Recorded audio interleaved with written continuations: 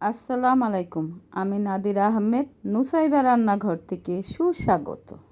আপনারা সবাই ভালো আছেন? আমার পরিবারের সবাই ভালো আছে। আজ আপনাদের জন্য নিয়ে আসলাম একটা ক্যারামেল পুডিং।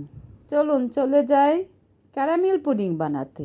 এই পুডিং বানাতে যা যা লাগছে: 1 কেজি দুধকে হাফ কেজি বানিয়ে নিয়েছি, হাফ কাপ চিনি, 6টা ডিম, একটা হ্যান্ড বিটার, একটা ছাঁকনি, একটা বাটি, একটা ডাইস ও ভ্যানিলা এসেন্স। বাটির উপরে ছাঁকনি বসিয়ে ডিম ভেঙে সাদা অংশটাকে আলাদা করে নেব। আর ডিমের ভিতরে সাদা সাদা একটা কেমন যেন আবরণ থাকে, সেটা যদি পুডিংয়ে যায় তাহলে পুডিংটা ফাঁপা ফাঁপা দেখা যায়। কুসুমটাকে উঠিয়ে নেব। এভাবে ডিমগুলো সব আলাদা করে নেব, কুসুমটাকে একটা বাটিতে উঠিয়ে রাখব। এভাবে করে সাদা অংশটাকে ছাকতে দিয়ে একটু হাত দিয়ে নাড়াচাড়া করব। এবার চুলায় চলে যাব, ডাইসটাকে বসিয়ে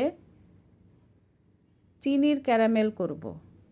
আমি এভাবে করি, অনেকে আলাদা আলাদা করে, আমার কাছে এভাবেই সহজ মনে হয়। চিনি দিয়ে ঘুরিয়ে ঘুরিয়ে ডাইসে আমি ক্যারামেলটা সুন্দর করে করে নিব। এই তো দেখেন ক্যারামেল হয়ে যাচ্ছে, কি সুন্দর কালার।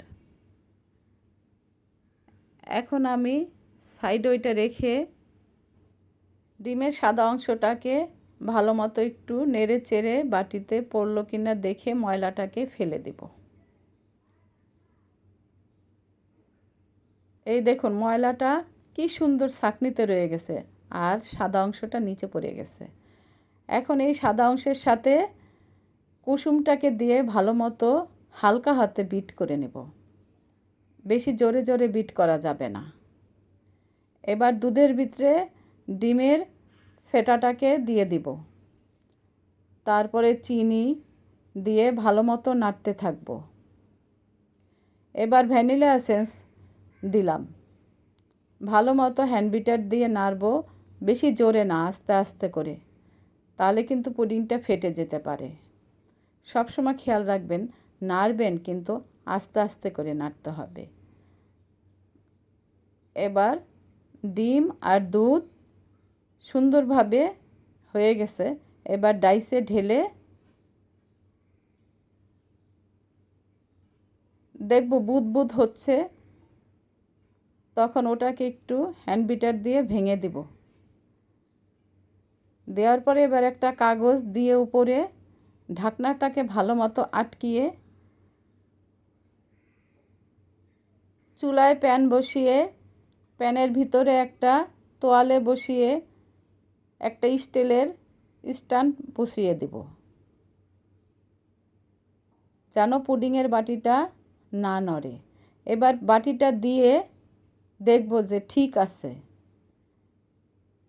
বাটিটাকে উঠিয়ে পানি ঢেলে দিব। পানি এমন পরিমাণ নিব যেন বাটিটা মাঝামাঝি থাকে, একদম বেশি পানি নেওয়া যাবে না, তাহলে কিন্তু পুডিংয়ের ডাইসের ভিতরে পানি ঢুকে যেতে পারে। এমনভাবে পানি নিব। এবার ডাইসটা বসিয়ে দেব। এই তো হয়ে গেছে।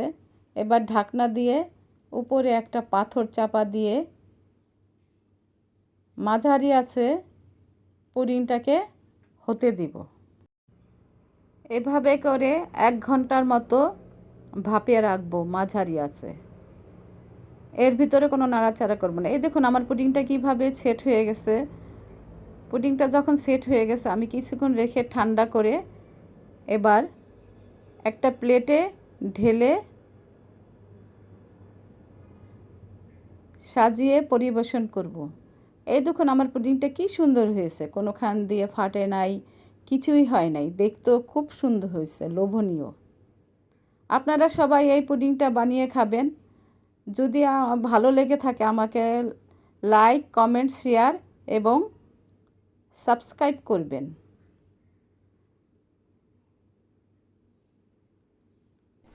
এই দেখুন আমার নাতি ঈদের জামা পরে এটা কে সুন্দর দিয়েছে বলো? নাচানাচি করতেছে। আমার নাতিনকে দোয়া করবেন।